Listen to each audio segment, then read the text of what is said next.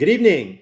My name is Kent Wong. I'm the director of the UCLA Labor Center and a proud member of the National Lawyers Guild.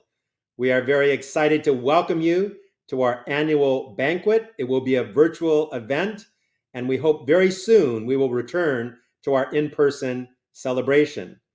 Tonight, we actually have a lot to celebrate.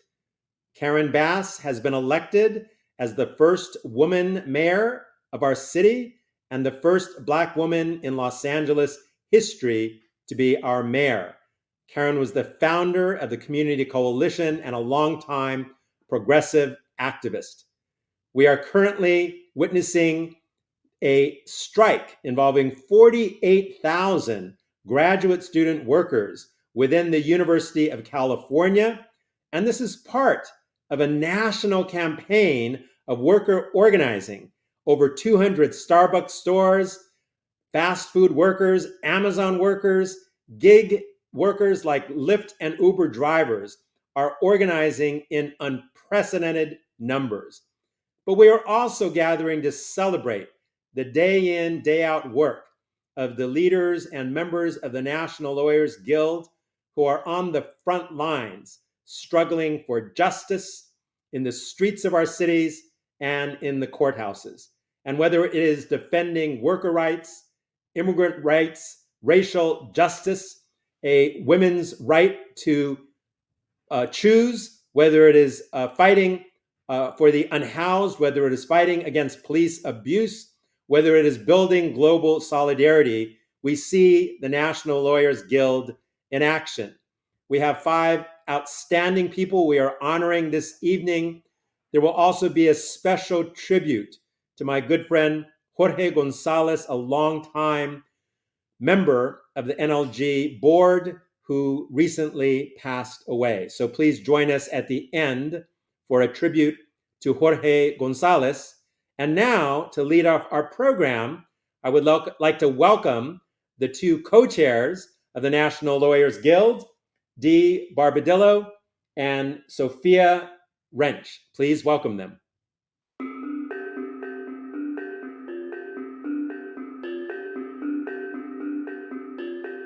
Hi, I'm Dee Barbadillo. And I'm Sophia Wrench. And we're co-presidents of the NLG-LA Board of Directors. Thank you all for joining us for this annual gala. Without your support, we would not be where we are as an organization today.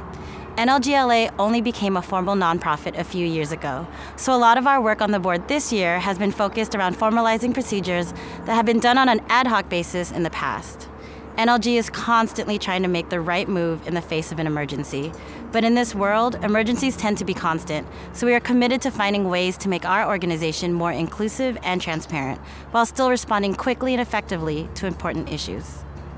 We're working to formalize procedures for mentorship within the Guild, both for law students and lawyers. And we're working on formalizing equitable hiring procedures and increasing transparency around appointment to civil and criminal cases. We're also working on an emergency communications plan to be able to respond effectively to important political issues with appropriate buy-in and thought. We released grievance and complaint procedures, which are available on the NLG website. We're incorporating implicit bias training into our LO and Court Watch trainings. We're still learning and reflecting, and trying to build these values into our ongoing processes so that reflection and accountability are not dependent on who is in charge. There are a million awful things going on in the world all the time, and many of us are tired and burnt out. But as an organization, we can create change by relying on each other, finding inspiration from the amazing work of others, and taking breaks for self-care when needed. We can't do this alone, so thank you for joining us in supporting this work. Please enjoy the show.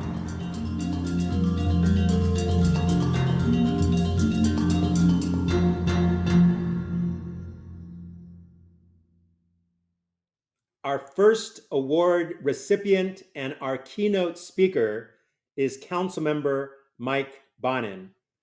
The National Lawyers Guild is very proud to honor Councilmember Bonin, who has represented the West Side neighborhoods in Council District 11 since 2013.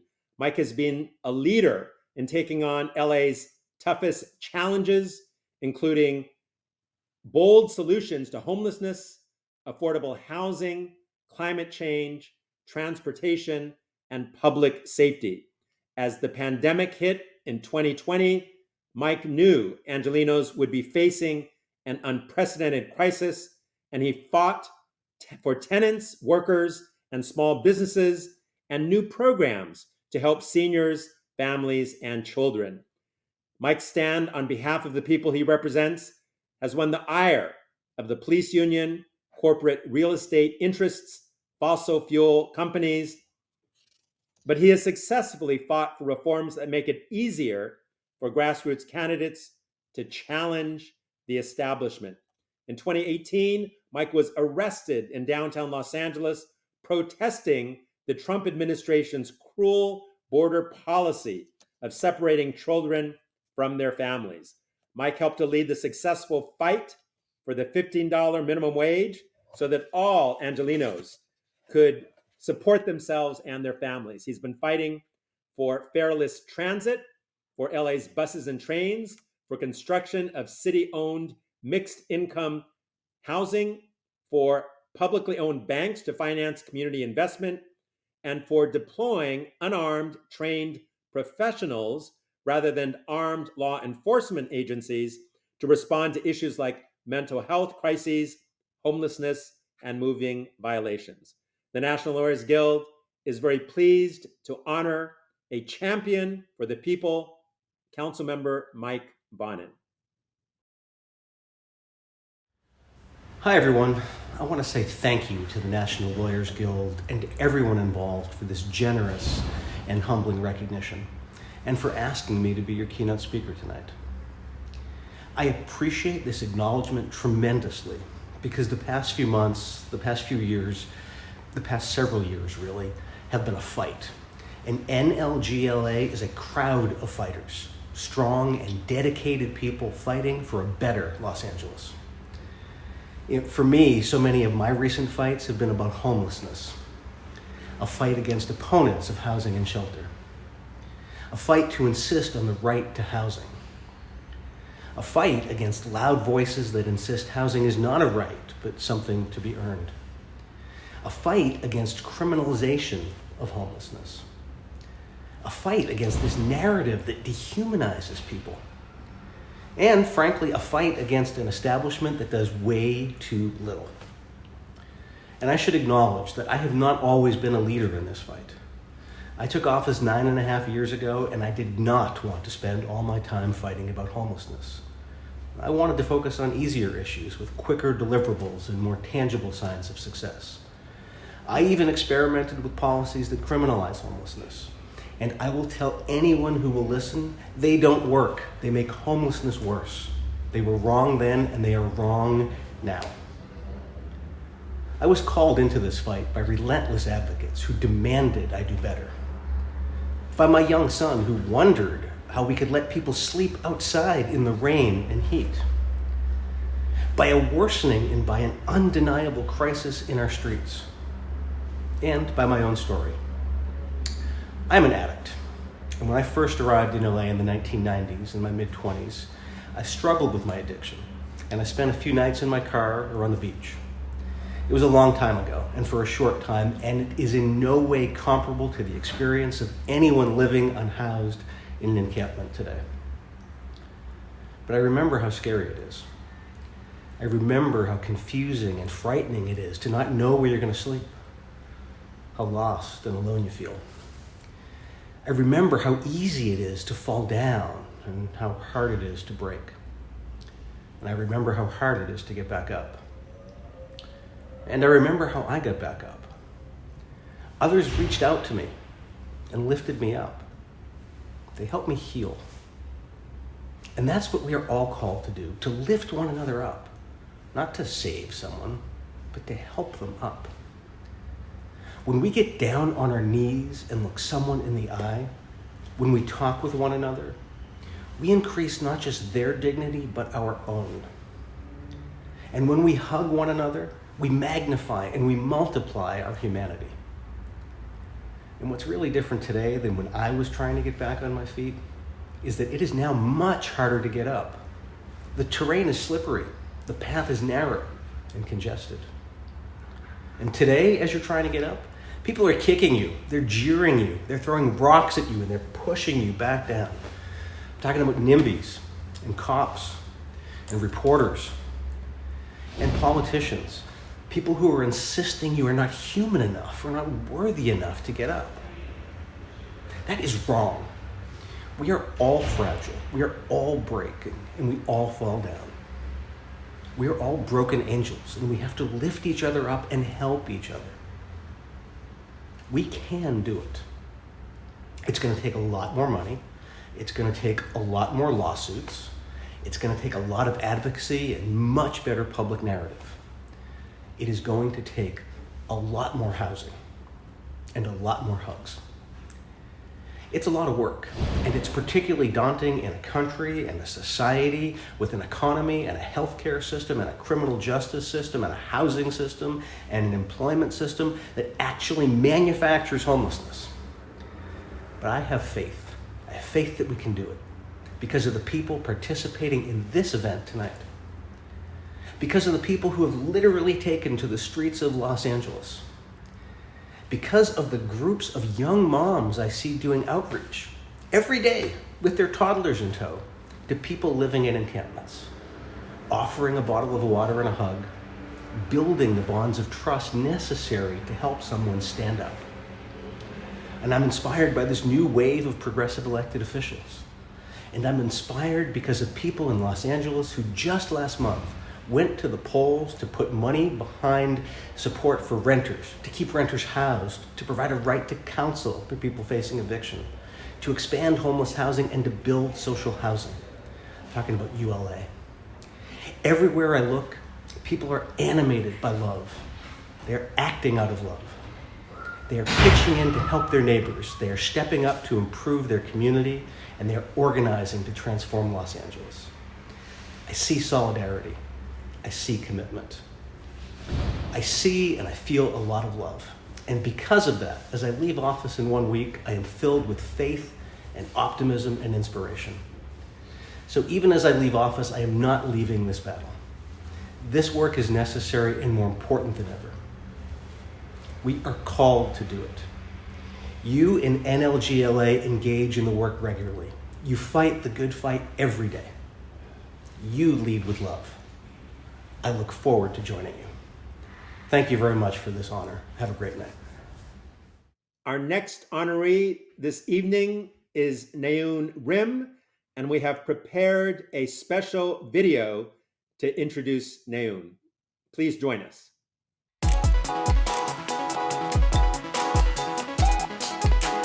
My name is Christopher Ahn, and Nayoon has been my attorney for the last 3 years. To my family and me, Nayoon isn't just a lawyer. She's a family member where she's loved and welcomed, always. It's not hyperbole when I say that the work she's done has changed my life for the better. I cannot imagine where I would be without the amazing effort and the hundreds of hours she spent dedicated fighting for me. I'm not a lawyer, but I've been inside a courtroom far too many times to remember. And I have to say, Ms. Rim is the best that I've ever seen.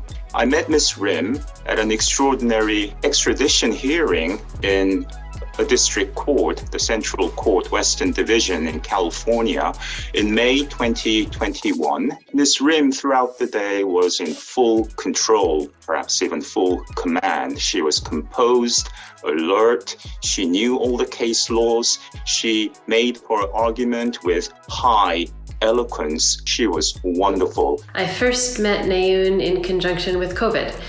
In the early days of the pandemic, there was a disastrous outbreak at 2 federal prisons, at Terminal Island and at Lompoc. And Nayoon led the legal team of lawyers who sprang into action to litigate and secure the lives and the health of our clients. I was fortunate enough to serve on those legal teams and experienced firsthand the brilliance and the flair of Nayoon's lawyering, to see her extraordinary work ethic, and to be inspired by being in constant contact with her. Ms. Rim, it's a great pleasure to work with you. I have tremendous respect for you and your colleagues, and I know this is a high achievement, and you are being recognized, of course, for your great civil rights work. I wish you many such high achievements in the future. and I am honored to be your colleague. Cheers. Congratulations. It was an honor to work with Nayoon and a joy.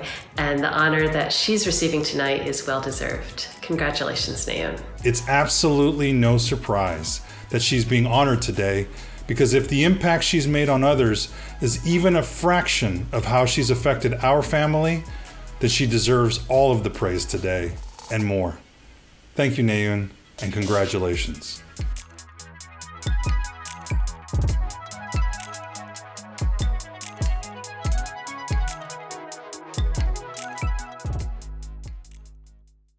Hello, everybody. Thank you so much for this award. I want to thank the National Lawyers Guild for thinking of me for this.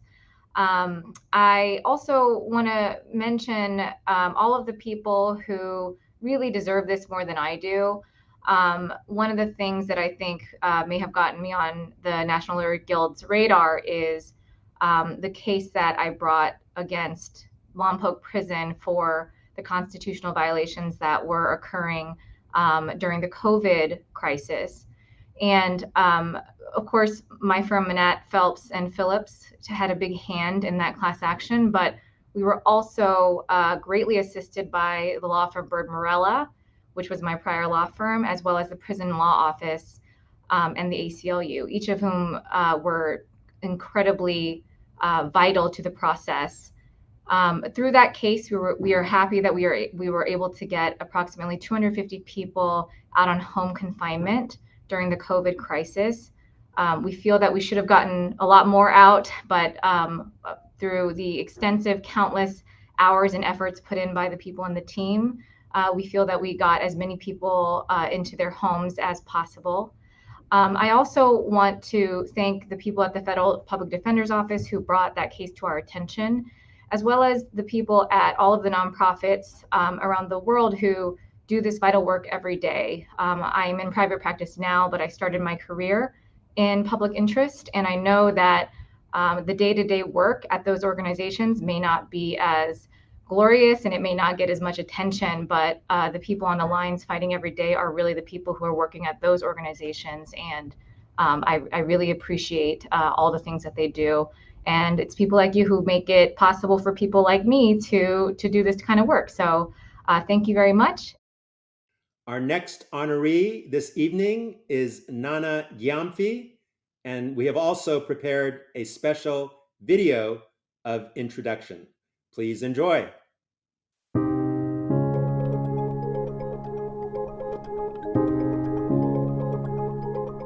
I have the honor and the privilege of introducing my best friend, my sister from another mother, Nana Gyamfi. I am thrilled to be honoring, to be celebrating this incredible leader and woman. Nana. I would probably never say her name, especially given the fact that she is my mother, right? So I just don't call her by her first name. Months after she gave birth to me, she was back in court, having my dad roll me around in the stroller in the court hallways, making sure that she is in court, really fighting for folks. She is one of the smartest people that I know.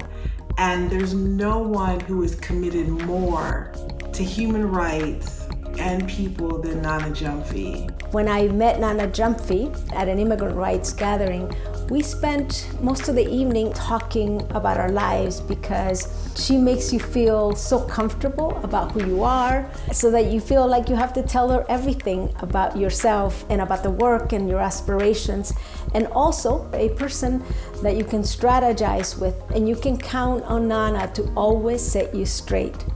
Nana could be anywhere. She could be working at a Fortune 500 company. She could be in another country, but she chooses to be right here in Los Angeles, in the struggle with all of us, working towards human rights, working towards making sure that folks are properly represented. But not only in the courtrooms has she done that, she's done that in the community in general, right? From Know Your Rights workshops, especially I would say in the Black and Brown community, making sure that folks really understand the rights that they have, making sure that they understand, they have power, they have voices, they can be heard. I have the utmost respect for Nana. I have watched her struggle through the years. Let me tell you something. that you don't get rich off of working for the people. And I'm sure that everyone at the National Lawyers Guild knows that, but it's that commitment to being a part of the solution. It's that commitment to wanting to help people, and Nana embodies all of that. All my life, I've always seen my mother really fighting for the people, make sure that folks are heard correctly and make sure that folks understood their power correctly. Thank you for the incredible work, for what you give to all of us. And we are better. Our community is better because of what you do and what you give us. I am so proud that she is being recognized by NLG, and I congratulate you, Nana. I love you. I am proud to call you my sister and my best friend. Thank you so much. Congratulations. You definitely deserve this, and love you.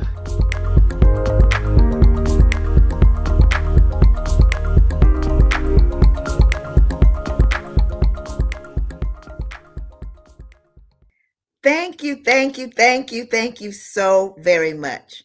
I want to thank my comrades with the National Lawyers Guild of Los Angeles for this really precious honor. It's almost cliche to say that when you're honored by your peers, that it means so much more. But I gotta say, when you're honored by your peers, it means so much more. Of course, when your son and your best friends introduce you, it means even more so that you are on the right track and doing what it is that you're supposed to be doing as you travel in this world.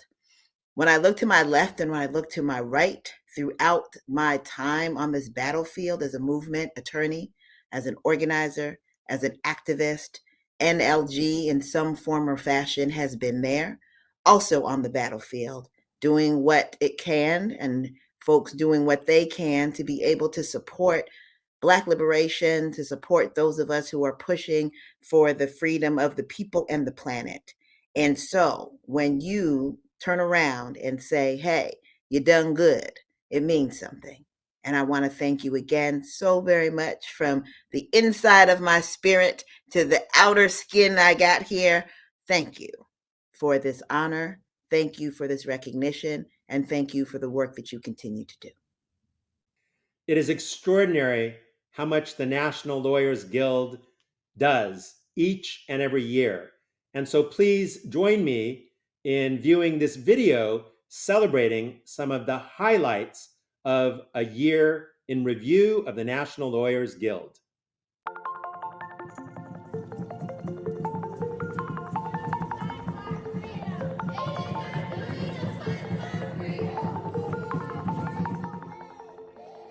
The National Lawyers Guild is the legal arm of the progressive movement. We stand up for those who need legal assistance. We help facilitate access to justice, and we stand up for the constitutional rights of people who need assistance. I think we have a really broad range of people who get involved with the NLG, but I think the common thread, it's people who really want to put in the work to see changes in LA and really want to do their part, whether it's against police abuse, whether it's for immigration rights, whether it's for fair working conditions. The NLG is the most progressive legal organization by far that exists in the whole United States. And so this was naturally the place for me to do my work. The Legal Observer Program is a really tremendous resource that the Guild provides to community members that allows us to go ahead and send volunteers who then document and observe police behavior. It's a really great tool because it does help provide an extra sense of accountability for law enforcement agencies and actors and make sure that people's right to protest isn't being trampled.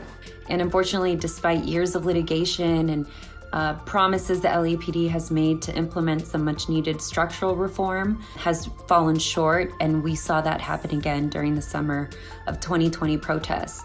There, about 4,000 protesters were arrested, hundreds of others were shot with less lethal projectiles. And so the Guild is at the forefront of this litigation once again to get the LAPD to actually implement some much needed change. This past year, one of the bigger actions or events that legal observers had to respond to was the overturning of Roe v. Wade by the Supreme Court. We saw thousands of Angelenos take to the streets the night that that decision was made, and we needed to be on the ground because there were also a lot of police that were trying to regulate those actions and infringing on their First Amendment rights, and we were there to see the ways that they shut down the protesters. We were able to document all of this. It really sends a message to law enforcement that we're not going to be intimidated. We're going to be there. You can't shut down these actions because it's an inconvenience to you. We really are just trying to adapt with the political landscape of LA and just kind of be prepared for whatever comes next. We really want to be able to build up the program to do more rapid response type of actions and really further our presence within the social justice landscape of LA.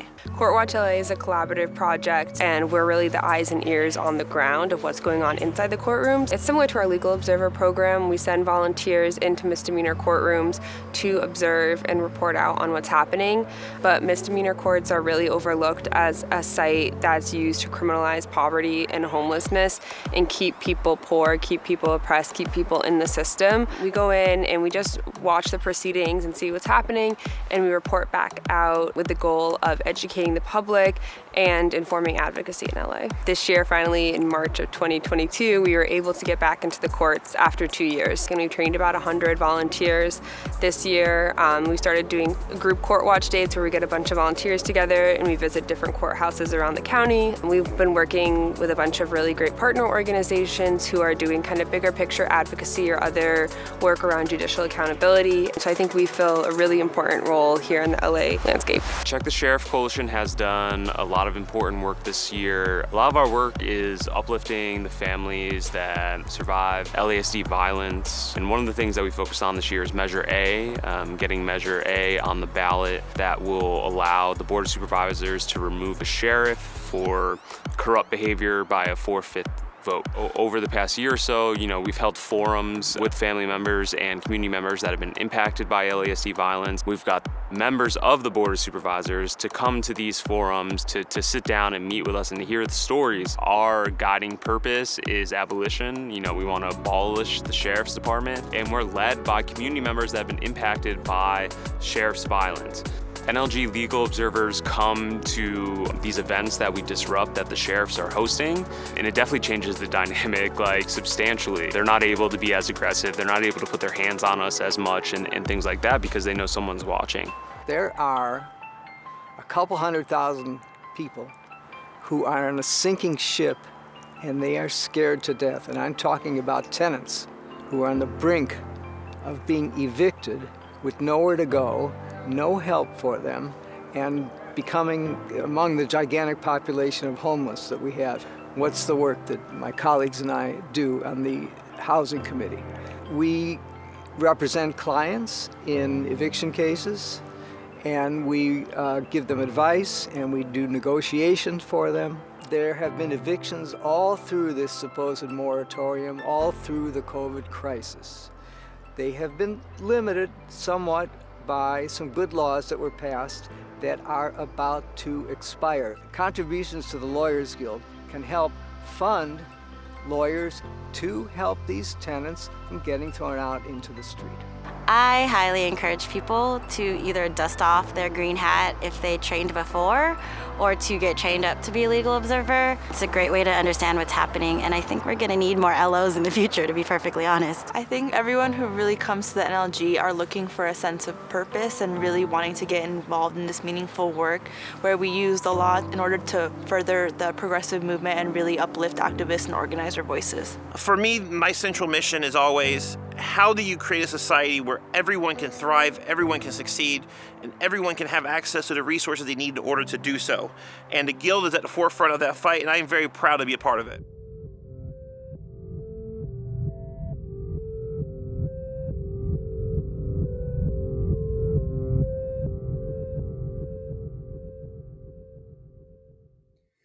We have two long-term Guild leaders and good friends who will be now conducting the pledge pitch. I know that many of you have contributed to join us this evening for the National Lawyers Guild celebration, but this is also an opportunity for you to dig deeper and to make a contribution that will help to sustain the important work of the National Lawyers Guild for the coming year. So please help me welcome Kath Rogers and Maria Hall. Applause for Kath. Hi, everyone. I love Kent Wong. My name is Maria Hall, and I am here with Kath Rogers.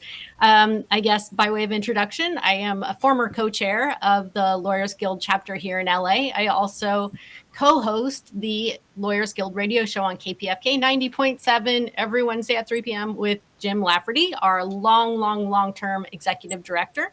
And Kath was our executive director over the tumultuous time of 2018, 19, and 2020, the Great Reckoning. So Kath, go ahead and introduce yourself.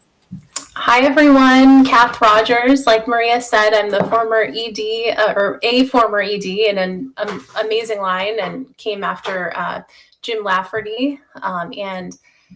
Happy to be here with all of you. And Maria has been a mentor, and so I'm happy to be here with everyone, all the incredible people at the Guild. Well, thank you. I loved watching those speeches too. So, okay, I mean, we'll cut to the chase and then we'll banter more, but basically we need to raise $10,000. So if one person wants to give $10,000, we'll be done and we can go on with the show. So as you can see, you just do text to give. You text give, G-I-V, to, what's the number, Kath? 844-469-6418. Okay, good. So please text that. If you don't have 10 grand to give right now, it's okay. We're happy to keep talking until we make that amount. But please do. We're looking for donations of any amount, but we want to try to get as much as we can because we have an incredible new executive director that, we need to, he doesn't fund himself yet. I think by next year, he'll probably be funding himself. But for now, it's up to us. And we have two other great staff people as well, Chelsea Sanchez and Rebecca Brown, who we saw just so inspiring to watch them talking, and earlier today. And yeah, I think, Maria and I have been talking earlier today about just kind of what the Guild means to all of us and just sort of thinking about what the Guild means to you. I know for me, the Guild really means kind of a home base. I can't imagine LA without the Guild. Pretty much the most incredible people I know are people I've met through the Guild. And, we can all tell kind of stories about, things that have happened even in the past or just in the past year, because I feel like the Guild is more active really than ever because it's larger than it's ever been. There's 3 staff members, as many people know, as 1 staff for many years. But I'll give one story of just something that happened in the past year since the past gala. And this is on the Mass Defense Committee. So as you know, the Guild brings all of us together, all of us radicals under one roof. And the Mass Defense Committee brings together lawyers who want to represent activists on the front lines. And so late last year, there was a protest for unhoused rights, and an activist was up on stage and spoke into the microphone. And in retaliation for that, Councilmember Mitch O'Farrell's office filed a temporary restraining order trying to keep him not only away from the council member, but also away from City Hall. The actual restraining order would keep him 300 feet, I think it was, from City Hall. So he wasn't even allowed to engage in the democratic process. Yeah, not First Amendment right. Yeah, complete First Amendment issue. But was not entitled to a lawyer, right? And so the only lawyers who he could find were our, team of volunteer lawyers with the Guild, Becca Brown, who's one of the staff members, amazing staff attorney for the Guild, myself, and Andrew Haas, who's a great criminal defense volunteer attorney. We represented him. We were not able to settle with the city because they didn't want to settle. So we ended up bringing it to trial and we won. And we struck down the restraining order. The magistrate said it was a serious free speech issue. That's one example of what the power of the Guild. That is so true. No, it really is true because we all know each other from the Guild. We can get volunteers because we have our hub, our mothership, as Victor Naro calls it. And we need to support that mothership, though. We need to keep feeding it fuel, which means, money. We need all of you. And I know you're all so generous, and people also gave for this virtual dinner. And we really, really hope we'll be in person again next year because remember how fun they are, those dinners in Pasadena.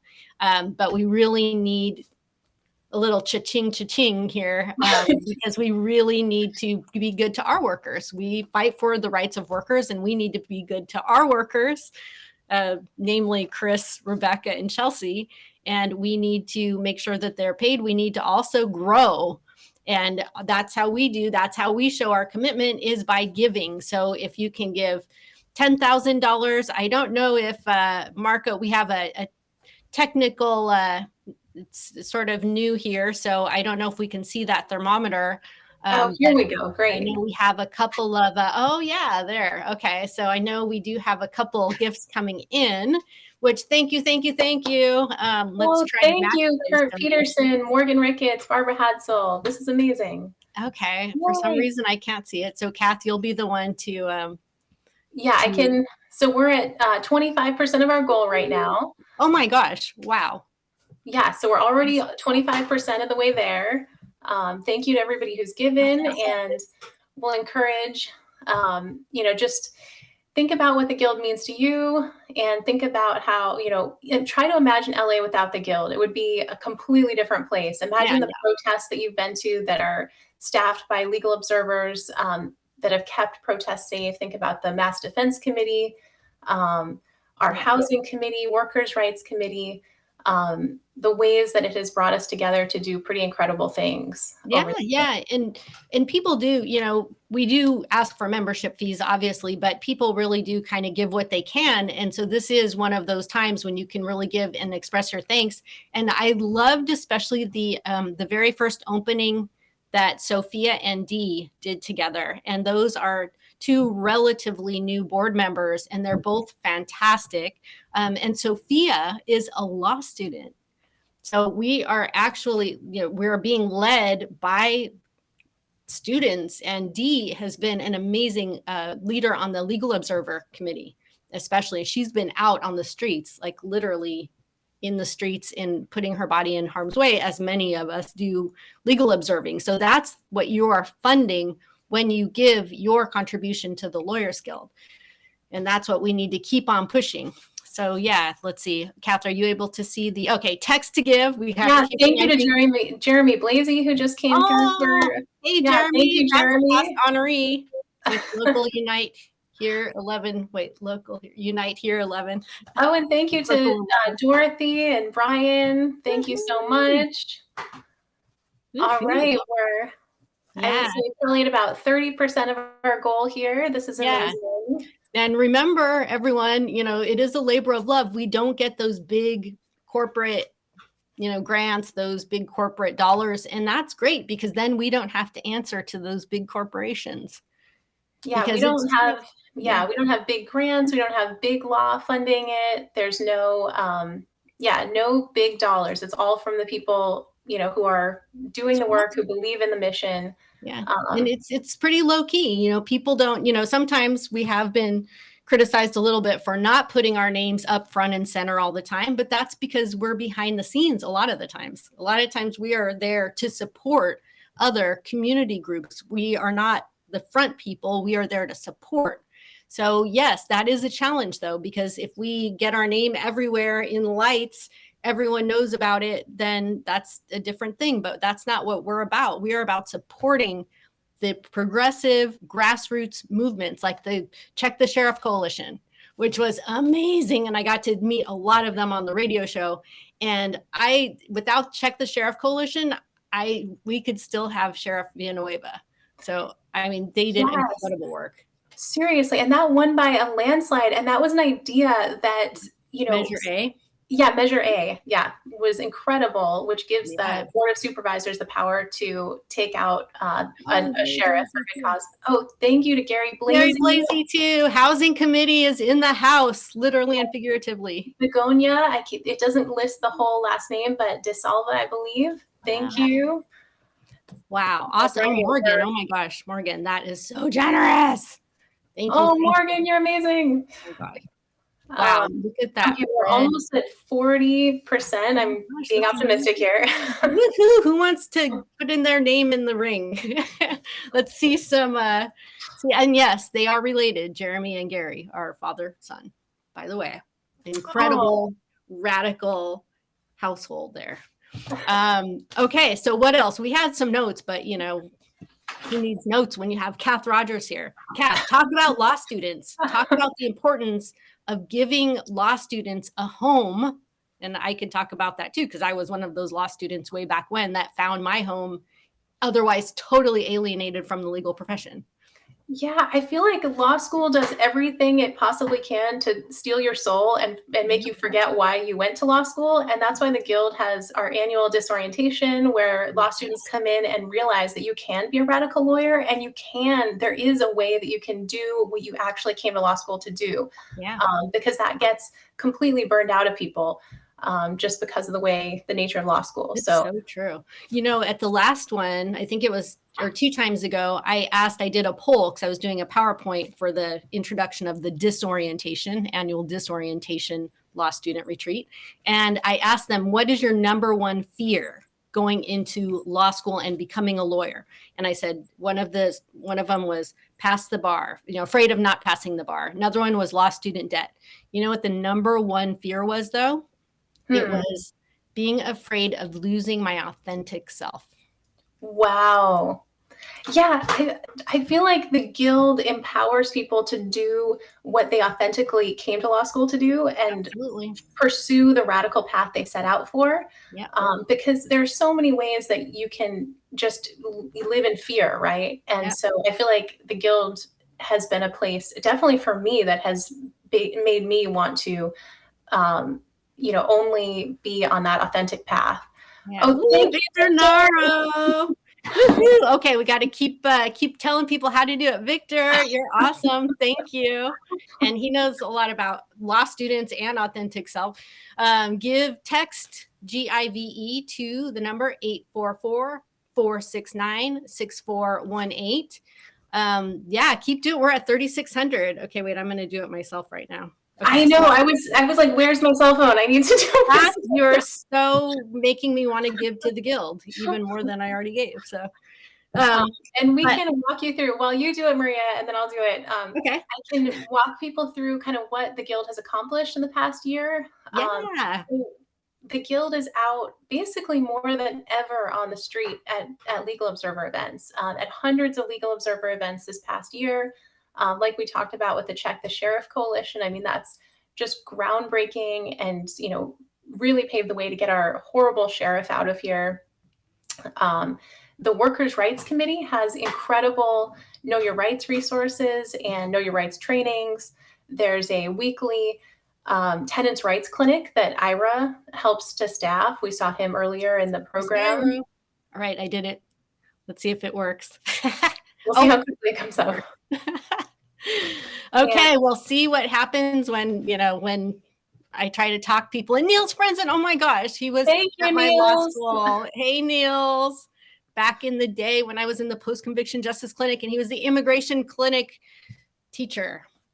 Thank you, Maria. Awesome. I really, really wish we were in person right now, though.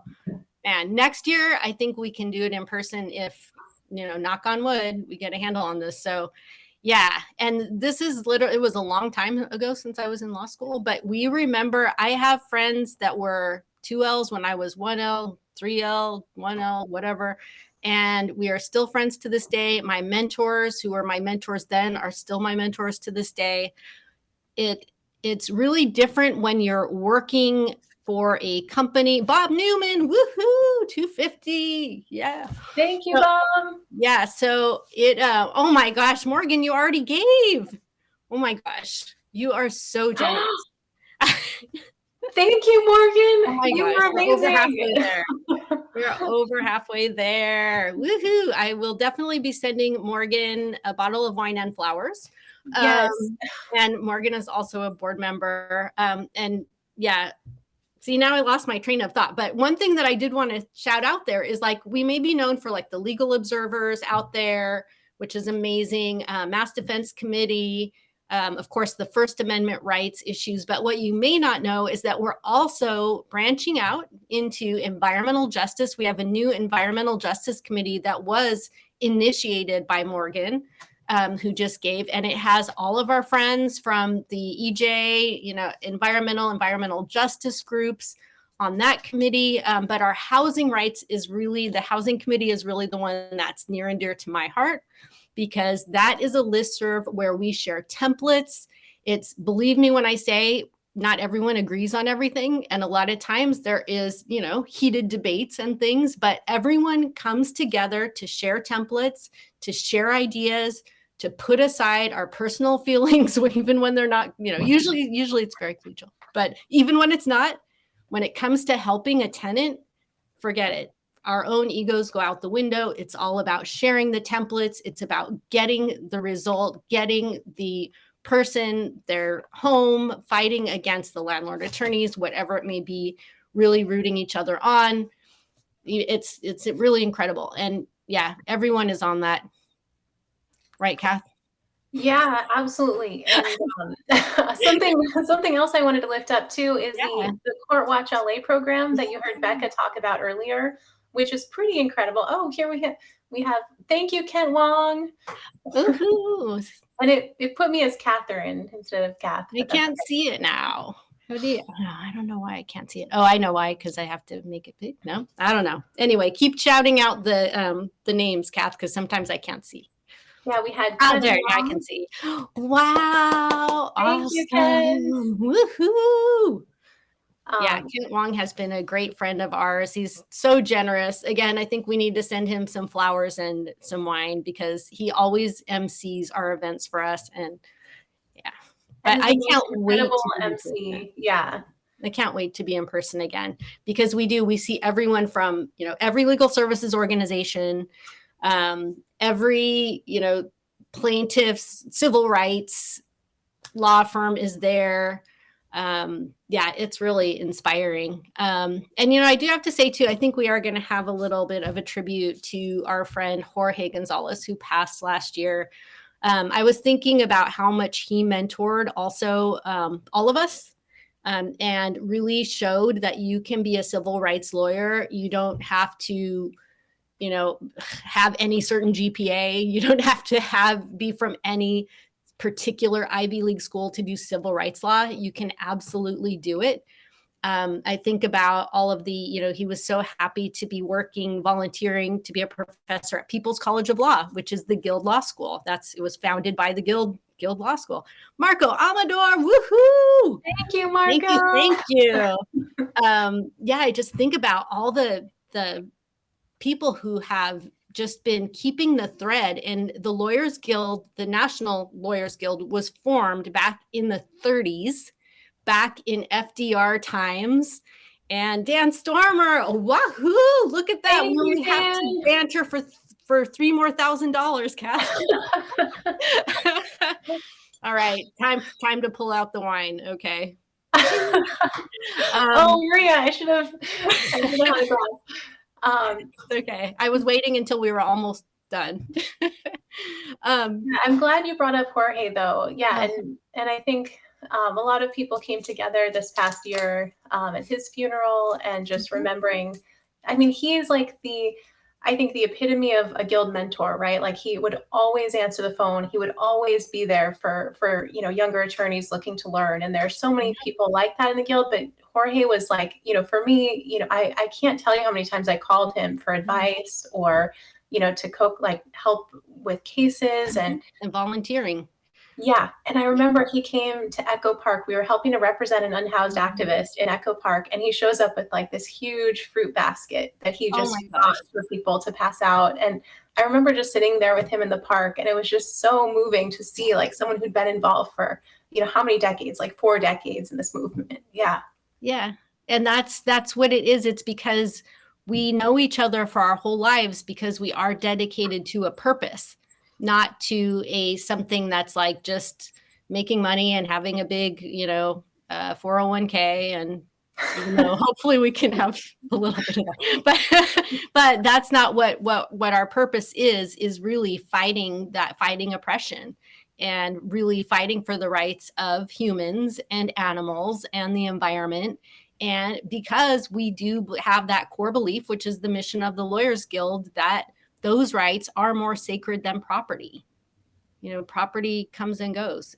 We have to, and I think we do have a time now that in our culture, we are seeing, hey, any of our community members could do. I would trust our community members to make better decisions any day of the week than most of our elected officials. Yes. And I think in our world where everything is a commodity, whether it's, housing is a commodity, healthcare, you can't, those things shouldn't be commodities. They should be rights. And that's what the Guild stands for, is that, we should have a better world, and we want to radically transform the world that we're living in. Yeah. And the government shouldn't be telling us what we can and can't do, even though we're lawyers, but a little bit. So text to the government should tell corporations what to do. They should tax all the corporations. We could go a lot of different ways here, but let's talk about money. Let's talk about how much we can give right now. Text to give. Let's see. I'm not okay. What is the number again, Kath? I have it here. Okay, somewhere. Text to give 844-469-6418. And it's super easy. It takes 2 seconds. You saw both Maria and me do it. It's very quick. Yes. And we're almost to our goal. We're over 75% of the way there. Yes. Awesome. And what else? What else is on your notes, Kath, that you wanted to share? Well, I did want to lift up Court Watch because it's a really unique program that the Guild has volunteers. So we have volunteers in the streets, obviously, observing and deterring abuses at protests, but also we have volunteers in the courtroom because there's a misdemeanor machine that criminalizes people for basically existing if they're houseless or poor. And what Court Watch does is goes inside of these courtrooms and looks at the fact that, like, sometimes people's fate is decided in 2 minutes. How is that a fair hearing if it took 2 minutes, and somebody doesn't even understand their rights? And so really highlighting those aspects of the criminal injustice system in this case. Yeah. And that's tricky because you know how it is. Lawyers don't like to publicly criticize judges because it can come back to haunt the lawyer and prejudice the lawyer's client. So it really is tricky to actually criticize judges. And right. There are some great judges, but there are a lot of judges that really, they have very express biases, not even implicit, let alone implicit biases. But that's why the programs are so important. Yeah, and the public defenders, I think, are so grateful that this program exists because they see that injustice every single day. And they're like, because of our job, it's not like we can speak out. So we need an independent observer in that courtroom to actually shed light on this and expose what's happening. That's awesome. So support Court Watch, everyone. Are we almost okay? Let's give the text to give number again. All right. So it's super easy. You just text 844-469-6418. And then you text the words GIVE, and then it'll put your name up there. And you don't even have to, this is the side part. You don't even have to give the second, but it'll give you a reminder tomorrow or the next day. But you can get your name in lights by doing it right now. And the number again is 844-469-6418. GIV. So, I think if I can't see what the current text is, can you see it, Kath? I can't right now. Okay. Come on. Hey, where is I don't think I've heard from my mentor, Bob Myers, yet. My mentor in law school and as an early solo lawyer, Robert Myers, Esquire, where are you? I don't see your gift on here yet because I know you're going to give. I think you are. So please give. And I think all of those mentors that we had, they were the ones who taught us. I don't know if people know about the incubator program. I direct an incubator program to help new solo community lawyers get out there and do the most good and give people access to justice and legal services. We didn't have an incubator program when I was new. We had the Lawyers Guild, and the Lawyers Guild is still that. We love seeing new solo lawyers. We love legal services lawyers, and of course you don't have to be a lawyer. Melinda Bird, yay, our honoree. You do not have to be a lawyer to be a member of the Lawyers Guild. Because that is not what we're not just about lawyers. So please do give. And Okay, what is the timeline? I'm going to look for my text from our guru, Patrick. And can I just give a shout out to Patrick Dunleavy? Yes. Yeah, thank you to Patrick. Every single year makes this event happen. Yeah, without Patrick, these guild galas wouldn't exist. And I mean, honestly, the guild is funded by these galas. So yeah, thank you to Patrick, just tireless volunteer. Yes, text to give. Woohoo! Another $50. Yes. Thank you. Thank you. Thank you. If we can just we're almost there, please, please let Kath and I. We're so close. Please let Kath and I be free from I really want to drink my wine. Okay. Yes. So anyway, give. I am so excited about 2023 because with Chris Chavez, I don't know if any of you have not met Chris yet, our new executive director, and hopefully for many, many years and decades to come, because he is really putting us on the map. Like I said earlier, we don't always brag about ourselves. We're more like behind the scenes, but Chris is really good with all that newfangled social media stuff. And he is getting us on Instagram, Twitter, Facebook, we kind of are on, but that was yesterday. So Chris is really going to take us into really highlighting the guild's work, really understands the cross sections of all of the different issues that we work on. And that's what we really remember when we see each other in the same room, like we will next year, hopefully, where we've got from housing to environmental to First Amendment to educational rights, like our honoree Melinda Bird, and disability rights, all of those areas of law. That's what brings us all together. And it's just the lawyers. I even had a friend who normally hates lawyers, and she said, the Lawyers Guild dinner was the only lawyer event I like. Thank you, Peter Shea. Thank you, Victor Naro.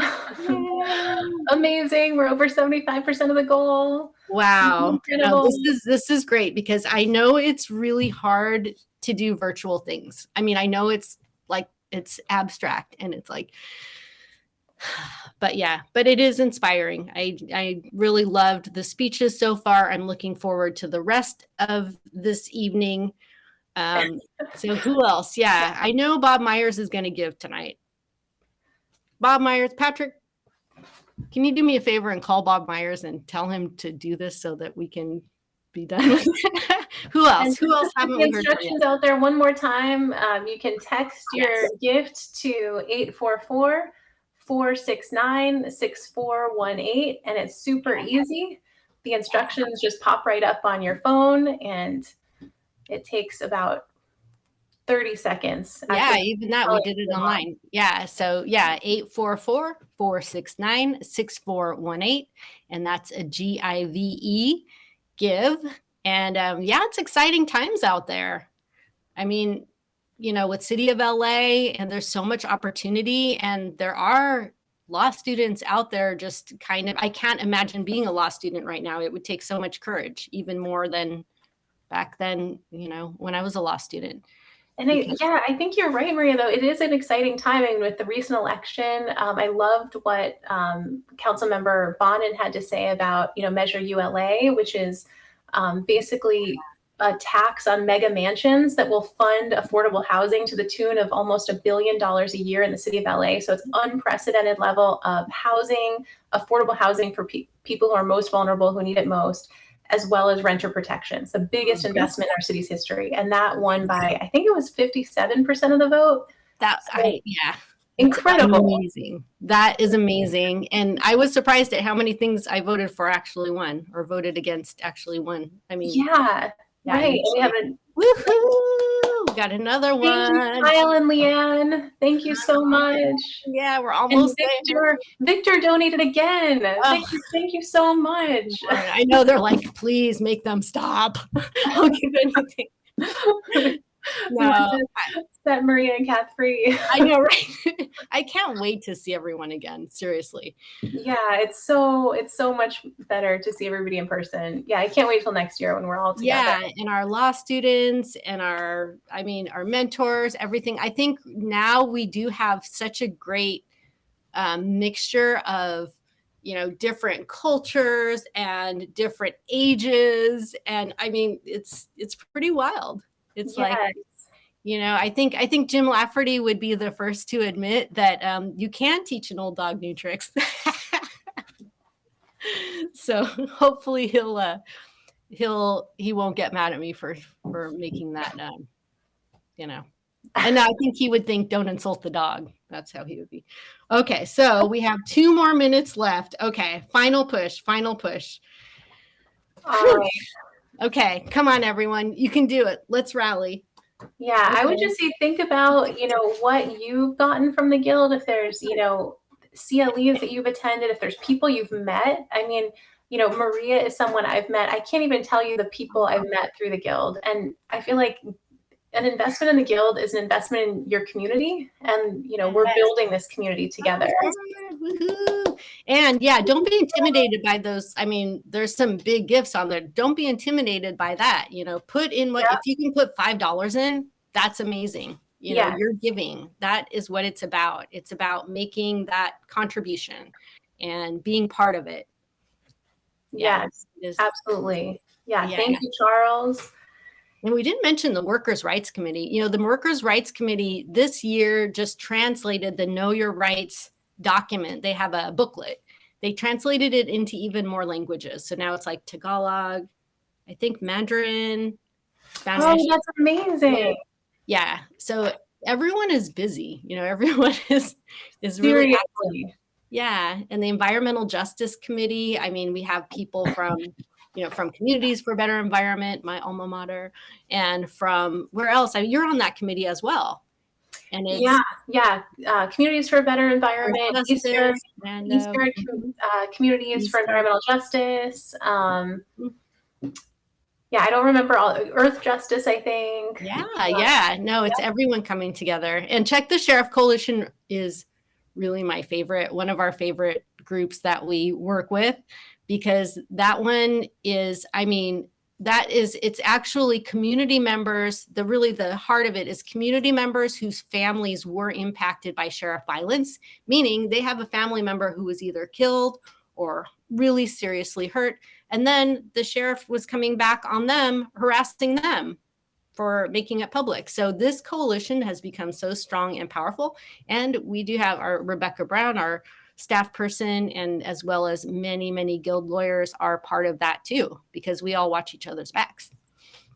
Yeah, the Guild has definitely been an instrumental part of that coalition. And that coalition was instrumental in passing Measure A at the county level to allow the Board of Supervisors to get rid of the sheriff if need be.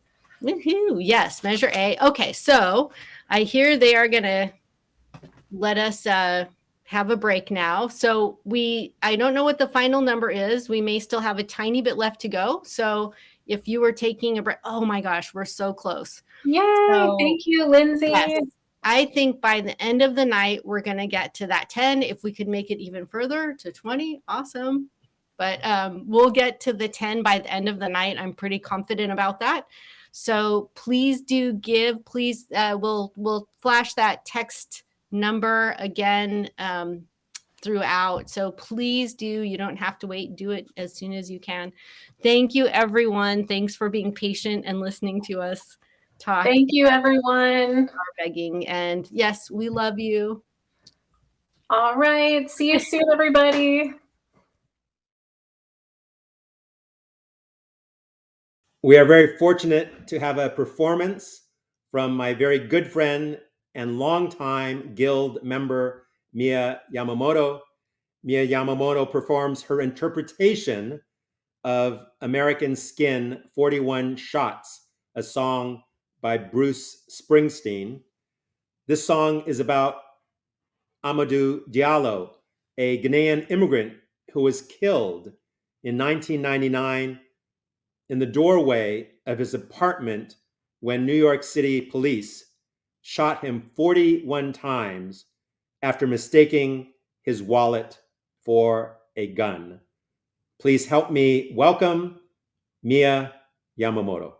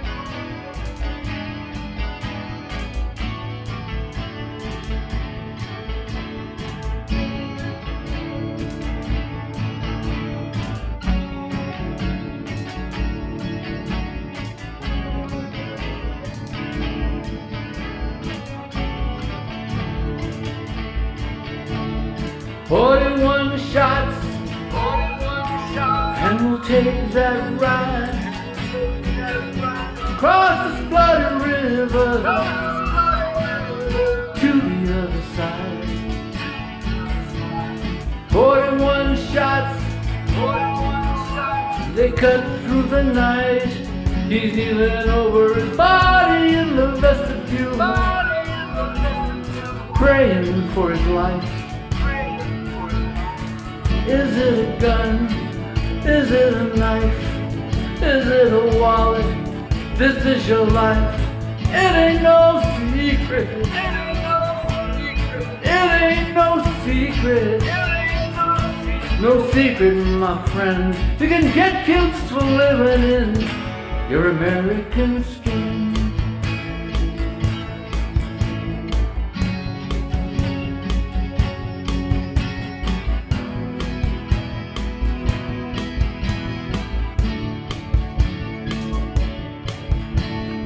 41 shots, Lena gets her son ready for school.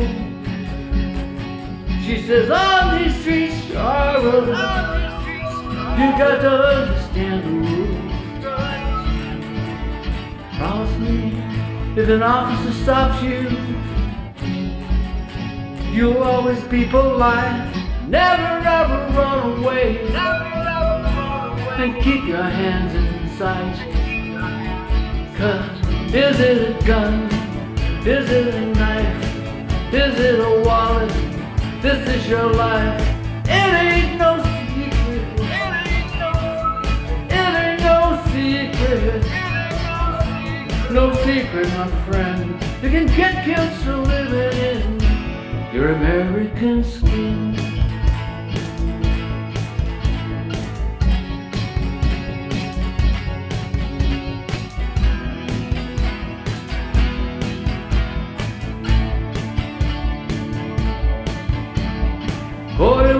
Shots, and we'll take that ride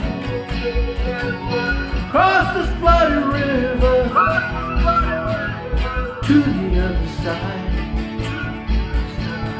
41 shots, my boots caked in mud, we're baptized in these waters and in each other's blood. Is it a gun? Is it a knife? Is it a wallet? This is your life. It ain't no secret. It ain't no secret. No secret, my friend. You can get killed just for living in your American skin.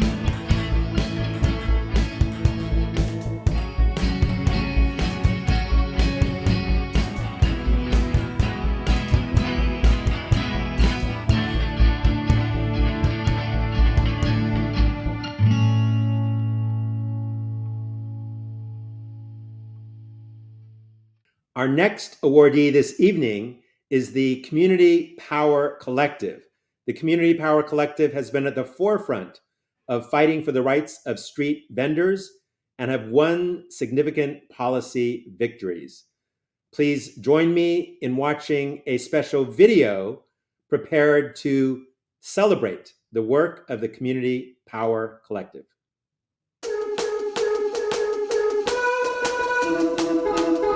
I'm Don Phillips, and on behalf of the Right to the City Alliance, I would like to congratulate Community Power Collective on this well-deserved award from the National Lawyers Guild. I am so grateful for the entire team at Community Power Collective. With such humility, self-reflection, skill, quiet leadership, CPC is building the Los Angeles that we deserve. Community Power Collective is doing the critical work of building power for Latinos and immigrants in ways that advances racial, worker, and housing justice, both for their base and for all working class people in Los Angeles, California, and nationally. Antes de la pandemia yo conocí a CPC en una organización donde estábamos luchando por diferentes luchas que necesita nuestra comunidad, ¿verdad? Y una de las cosas que me integré con ellos es saber que no quisieron dejar tirado el trabajo de nuestra comunidad, como lo que es la lucha por la tierra, los inquilinos, a los vendedores. CPC is values driven.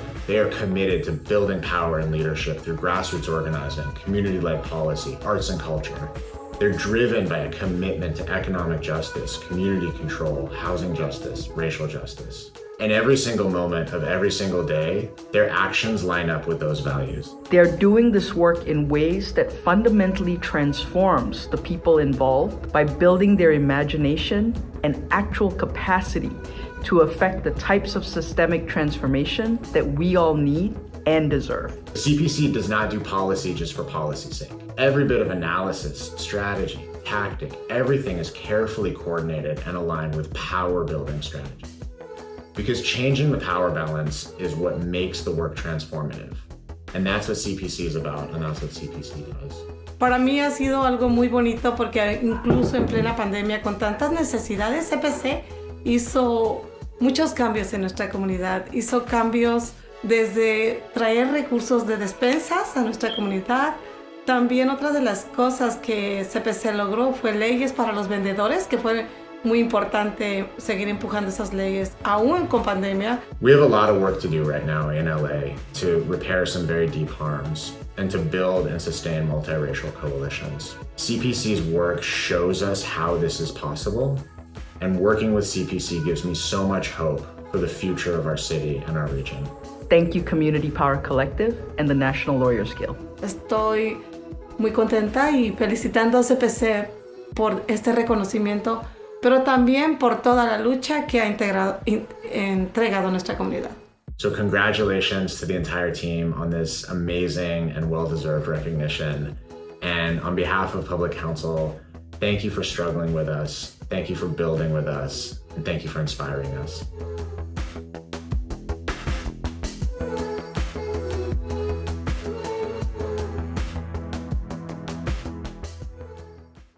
We want to thank the National Lawyers Guild for selecting Community Power Collective as the recipient of your LA Annual Gala Award. We're a young organization, and this award is a first for us at CPC. It serves as a reflective affirmation of our work, labor, commitment to build power with tenants and street vendors in Los Angeles, and to contribute to the growing movement for community control of land and housing and solidarity economy. CPC was founded in 2020 in the midst of a global pandemic, but our work did not begin in 2020. Most of our staff has deep roots in organizing community, unions, tenants, land rights, and students with diverse programs and campaigns for many years. And this experience is key to how we founded and developed CPC as a grassroots organization with deep ties to working class communities, communities of color, such as Boyle Heights, Westlake, and South Los Angeles. We believe in organizing, not just for a campaign win, but also for a long-term transformation of our society. Through the practice of transformative organizing in the fight for street vendor justice, housing and land use justice, and transportation justice, we link diverse struggles in order to build real community power via control education, organizing, and culturally sustainable leadership development. To give you a glimpse of our work, CPC is a founding member of the LA Street Vending Campaign, who for 13 years or so began organizing street vendors in Boyle Heights at a time when vending was illegal and highly criminalized by multiple agencies. Through identifying and developing vendor leadership, The campaign was able to pass SB 946 in 2018 on a statewide level that decriminalized and legalized vending on public sidewalks, allowing tens and thousands of vendors through the state of California to legalize their businesses. While decriminalization was key to assist hardworking immigrant families to become legal entrepreneurs, we realized that another state hurdle needed to be dismantled, one that continued to practice of criminalizing vendors who specifically sold food. While the county's Department of Public Health told us that they could not do anything but follow state law, the LA Street Vending Campaign journeyed into changing the California Retail Food Code via SB 972, which we successfully passed in October of this year. And that reshaped and modernized the code to include street vendors as its own category in order to facilitate the flow of permits, cards, and access to legitimacy in the form of a health permit. These two pieces of legislation were key to ensuring that street vendors in California legalize their businesses by ending institutional practices of harassment and enforcement that punish vendors with heavy fines, confiscation, jail, and in some cases, deportation, for the simple act of feeding working class families and communities. Through our housing and land use justice program, we've won crucial emergency tenant protections in LA County to keep people housed during the pandemic, and we're now fighting to make those protections permanent. CPC believes housing is a human right, and we work closely in supporting the onboarding and continued development of the first land trust in Boyle Heights, East LA, the Fideicomiso Comunitario Tierra Libre. We see the decommodification of land and housing as this essential in forging the type of housing solutions our communities need. CPC's membership and wellness programs boasts an innovative culturally based leadership development program that supports member participants in developing language, narrative strategy, facilitation, critical connection, landscape analysis, and many other skills in the pursuit of justice and healing. Additionally, the membership and wellness program is home to CPC's Cultural Power Fellowship, where each year 2 members are given one-on-one year support in developing capacities around organizing, cultural organizing and strategy, facilitation, and any other interest of their choosing. This is just a snapshot of what CPC does, but we do a lot more things. But once again, this recognition really inspires us at Community Power Collective to continue fighting and organizing our working class communities in order to bring positive and much needed change through a radical, transformative work. We thank everybody at NLG for supporting our work. Thank you so much, and in solidarity. Our last honoree for the evening is Melinda Bird. Please join me in viewing this special video tribute to the work of Melinda Bird.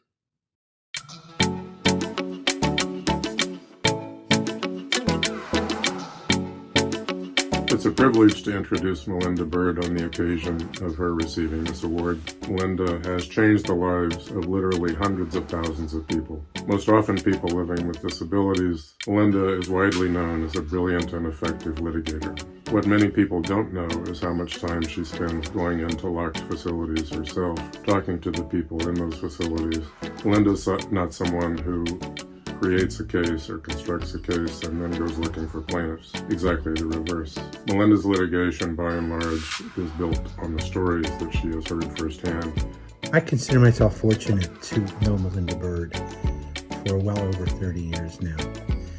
When I teach, one of the first things I do is talk to students about something Melinda taught me years and years ago. That is, when you start a case, the first thing you should do is write down the order that you expect and that you want the judge to issue. That's because winning cases is not just about getting a decision in your favor at the end of the case. It's about doing good. I think that's what Melinda's all about. Doing good, making a difference for persons whom we're all privileged to represent. Many of us, I think, are motivated primarily by anger at injustice. Melinda's litigation comes from a different place, from a place of compassion and empathy.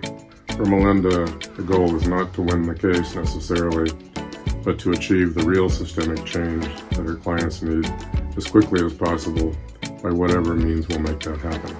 I don't know a better poverty lawyer, disability rights lawyer. No one whom I know combines the smarts, the strategic understanding, and most importantly, the empathy in the way that Melinda does. We're all fortunate to have Melinda as a friend, as a role model when it comes to lawyering, being a great parent. Linda doesn't believe there are evil people. She believes that in every person there's the capacity to do the right thing if they know what the right thing to do is. And Melinda's always happy to show them what the right thing is, and sometimes to provide some extra motivation by filing a federal class action lawsuit. We're all indebted for what she has given us in terms of making us better lawyers and better persons. Congratulations, Melinda. In addition to being an extraordinary litigator and advocate, Melinda is a climber of mountains, a naturalist, a voracious reader, a lover of music, a truly extraordinary mother, a loyal friend, and a wonderful partner. Congratulations, Melinda.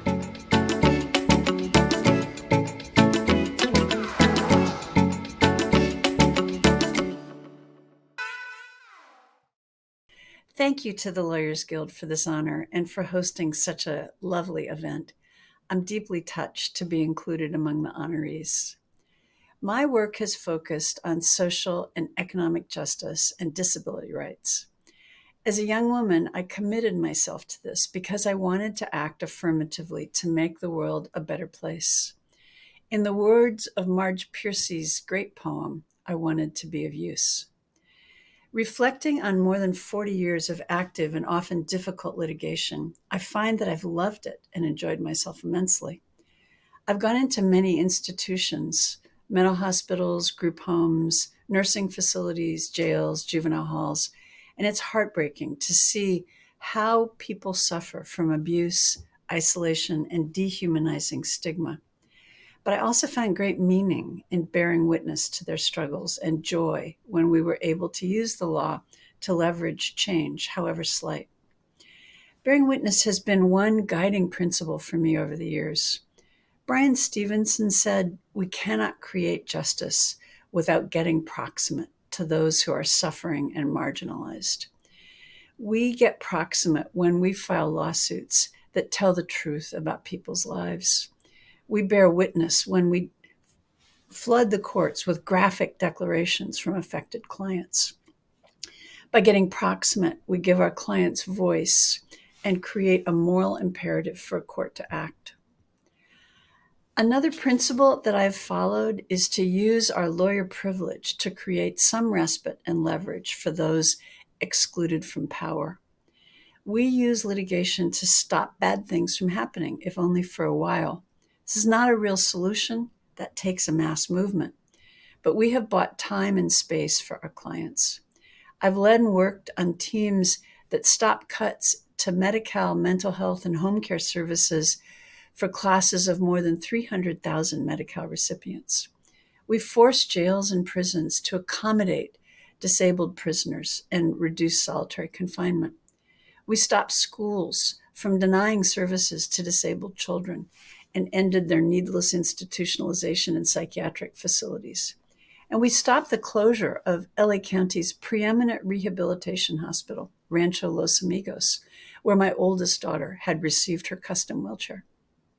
None of these wins were a permanent fix, but they all made a difference.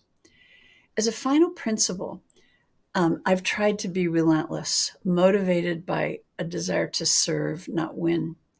I've filed more than 30 impact cases, half as lead, and I found that many go on for decades because winning is just the first step.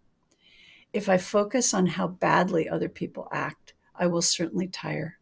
If I focus on what we can do together, I feel reservoirs of energy. When my motivation is to serve, I can always do more.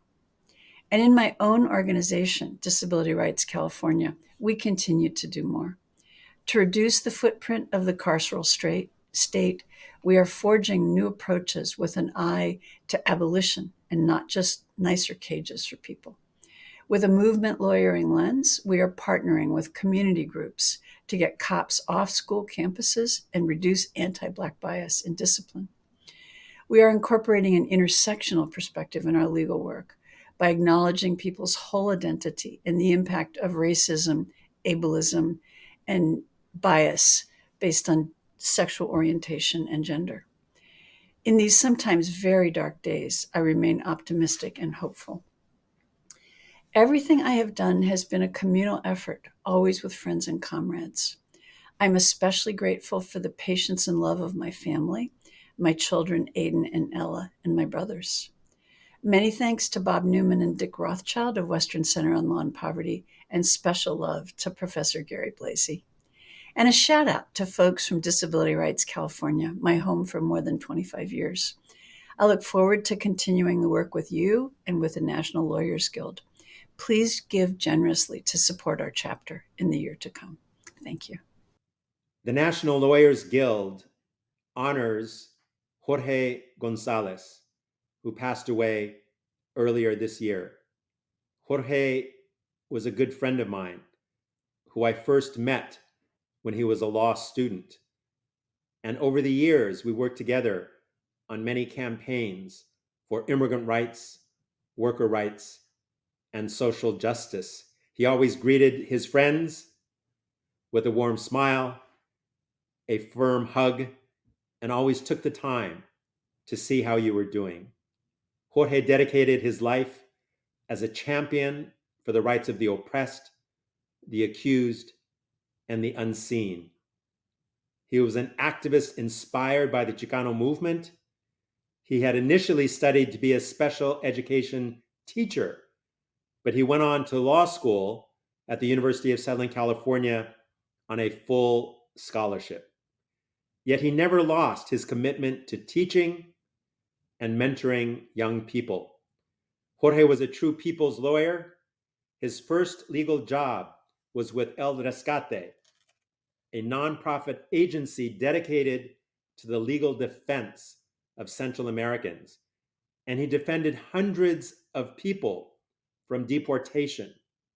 He later moved on to the Juvenile Dependency Court and Juvenile Delinquency Court. He worked closely with Father Greg Boyle, one of the most successful gang interventionists, and served as a trial counsel on Thomas versus County of Los Angeles, in which the existence of the racist sheriff's deputy gang, the Vikings, was uncovered. Jorge was involved in the Mayday cases, part of the team suing the LAPD for their attack on a demonstration of 5,000 people demanding immigration reform. Jorge led or participated in the defense of numerous political activists, including Father Greg Boyle, Antonio Rodriguez, Mario Beltran, Carlos Montes, and 100 UCLA students who had taken over the faculty center demanding the establishment of a Chicano Studies Center. He also represented 12 National Lawyers Guild attorneys arrested for blocking deportation buses. Jorge successfully sued the Biden administration and obtained a landmark victory for Dreamers, DACA recipients who had been campaigning for years to restore advanced parole permits to leave the country, to study abroad, or to visit family. During his last years, he was lead counsel in Berg versus City of Los Angeles, a case involving the brutal repression of mass protests by the LA Sheriff's Department, and Black Lives Matter versus City of Los Angeles, a similar class action for protesters' rights against the LAPD. Jorge wrote his memoirs entitled At the Crossroads, A Glimpse of the Life of a Chicano Lawyer, and it is soon to be published. Jorge's passing is a huge loss of one of our greatest champions of liberty and justice. Our love goes to his wife, Maribel, and his children. We at the National Lawyers Guild will honor Jorge's memory now and always. Jorge González, presente.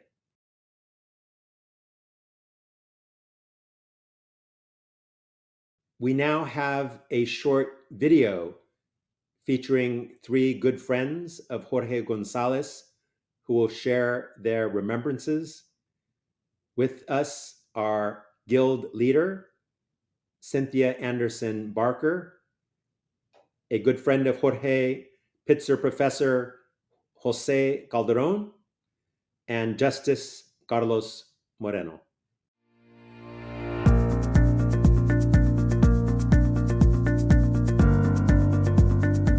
Our dearest, closest colleague, comrade, social justice warrior, that was Jorge. We miss him so much. He was a light in all of our lives. Jorge González was a friend of mine. He often tells the story that when he tried a civil rights case in my federal district court, he was the first lawyer to get a good plaintiff's verdict. The smile that he always had when he saw us, the gentle handshake, the embrace, and always with an air of friendship and familia. I met him when he had just graduated from law school in 1981, and he went to work at an organization called El Rescate, and I was the director of an immigration law project. We became fast friends, and then he ended up going to work with the National Center for Immigrants' Rights, really pushing back against U.S. policy. And he ends up having 400 asylum cases that he's responsible for. And in those days, it was so intense. Jorge threw himself right in the middle of it, right out of law school. But that's typical because Jorge, from a young age, he was always fighting against racial injustice. I knew Jorge way back when he was a student in the early 1970s, and I was one of his professors at the University of Northern Colorado. At that time, Jorge was one of the leaders in helping to develop Chicano studies. Together, we were part of fighting for bilingual education, for committed Chicano teachers, and for counselors in the high schools. Jorge was already envisioning his future by fighting for the rights of our immigrant families. He was devoted to his clients and to the community in his quest for social justice. He always could smile, laugh, and embrace other people. Towards the end of his life, his health was getting compromised, and then the George Floyd uprisings occurred. And no matter what time of night it was, when he was called, he'd get in his car and show up even at midnight and talk to the protesters. When I and my familia moved to Los Angeles, Jorge had already established himself here and working with various civil and human rights organizations. Over the years, Jorge was exemplary and never wavering from using his skills in the interests of our communities. He was there for our Central American families seeking asylum, for our union workers, for our prisoners, for our DACA students, as un abogado del pueblo, a people's lawyer. My best thoughts and prayers for his wife, Mari, for his children, and for all of his friends. He had a community. It was this community. And he was on the board of the Lawyers Guild for years. And he was just always so generous with his time. And we think about him and we miss him.